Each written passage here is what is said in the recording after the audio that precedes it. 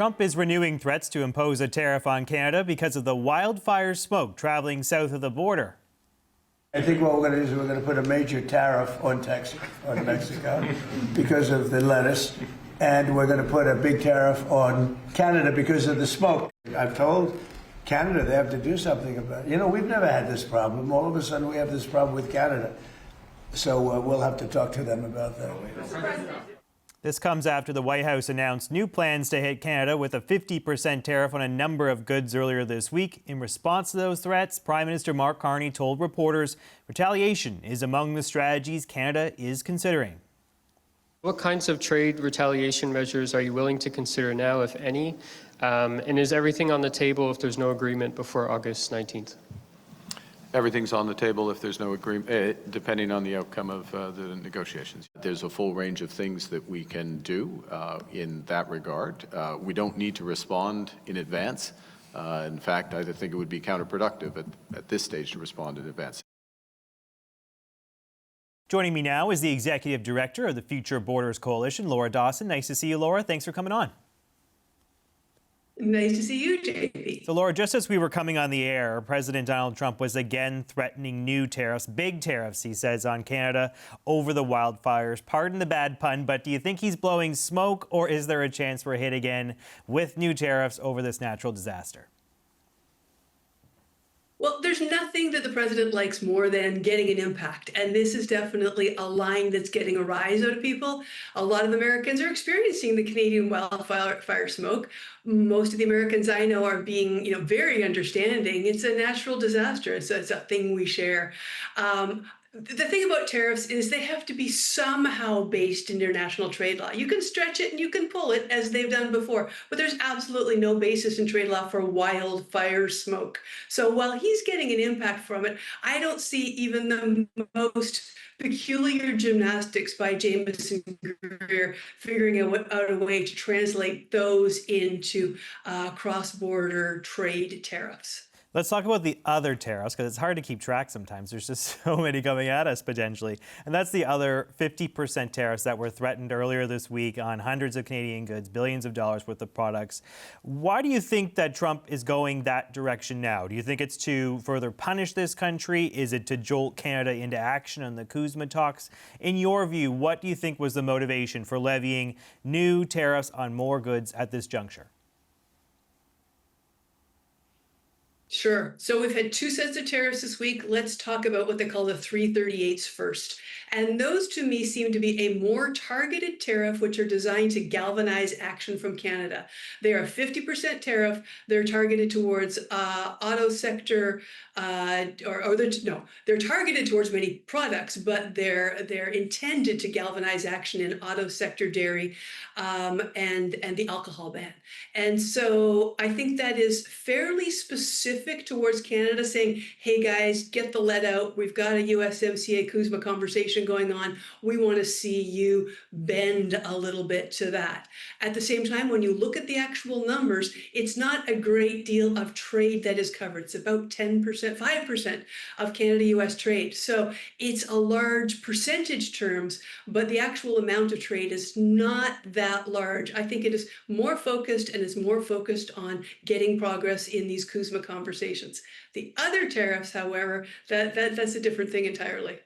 Yeah, I mean, on those tariffs that are designed to, in your opinion, spur action on CUSMA, do you think that there's a chance that they're lifted, like that they don't go into effect? Because it's really, the timeline is 30 days, right, before these are due to take effect. Jameson Greer suggested what you're saying here is that we want to get Canada talking about some of these issues. Do you think there's a chance we avoid them entirely? Like, can we get some tariff relief in 30 days? It seems like a short timeline.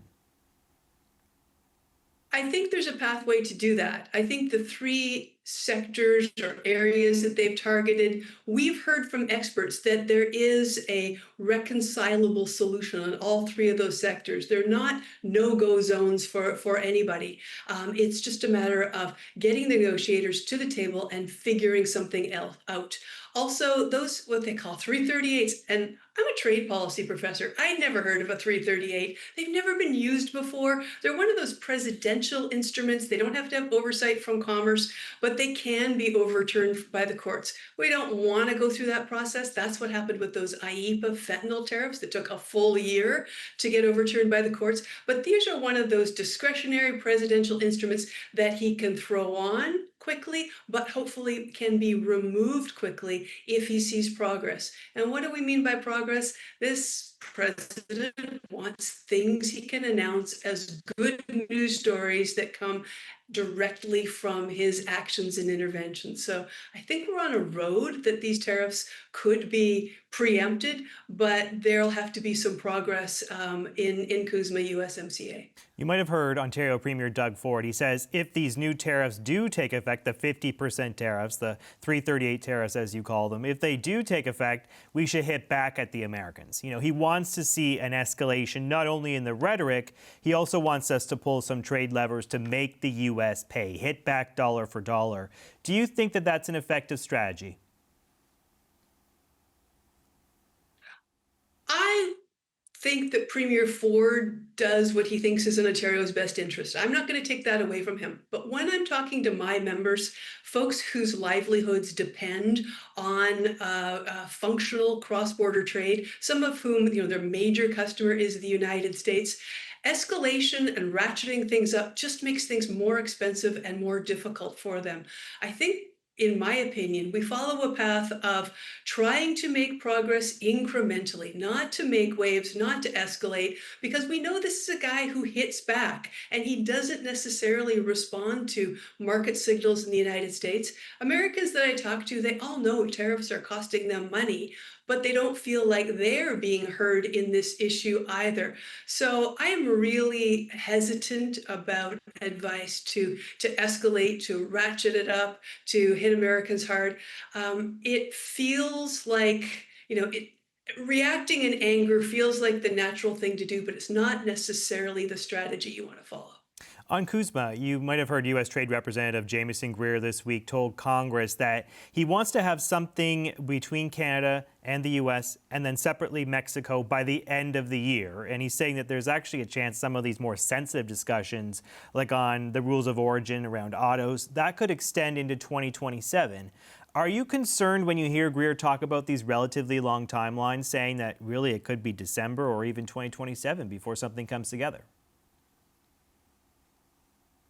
No, that's really what I expect for an incredibly complex agreement. Hundreds, thousands of pages of text, really technical issues that you need to be speaking to industry with. You need to be getting the technical input from sectors, from experts from all three countries. What worries me a lot more are people who say, "Oh yeah, we'll have a deal by next week."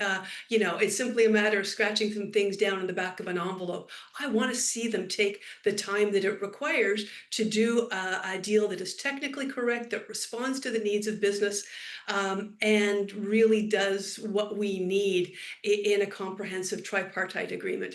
And I think talking about it being a Canada-U.S. deal and a U.S.-Mexico deal, that doesn't surprise me either. I don't think we have to get rid of the whole CUSMA in order to make progress in bilateral areas. But the trade issues for Mexico and the trade issues for Canada are different. There are different areas of focus and challenge and sensitivity.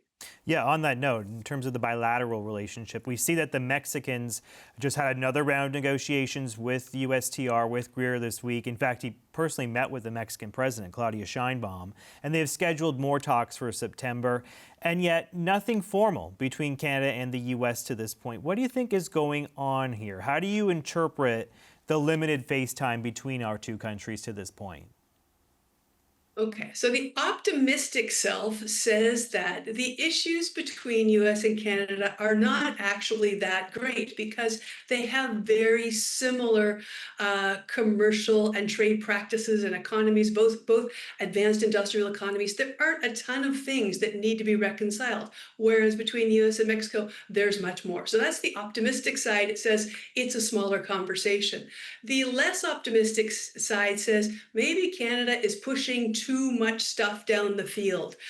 Maybe they're taking an old or outdated negotiating strategy where nothing is decided until everything is decided, or delaying to soften up the U.S. This is not in my opinion, a strong strategy for Canada to be taking right now. So I hope that they are engaged in productive conversations on whatever and wherever they can be talking. And again, our members coming from all parts of Canada, all sorts of sectors are saying, hey, we'd like to be a part of the conversation when it comes to technical issues on construction and building products and food products and agriculture and various types of services and manufacturing. They want to be part of that conversation, and they want Ottawa to hear what they're saying.